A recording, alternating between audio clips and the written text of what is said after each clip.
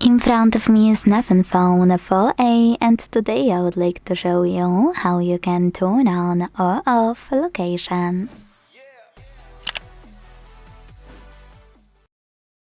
Begin by going into Tab menu.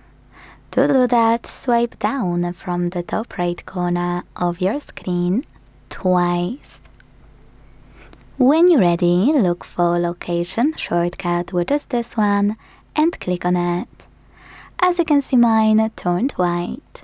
That means that location is on, but you can always switch it off by tapping on the same shortcut until it's gray. Quick tip, if you wanna go into settings and scroll to click on location section available here.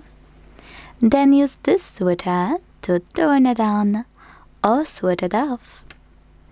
Thanks so much for watching. If you enjoyed this video, leave a like, comment and subscribe. Bye!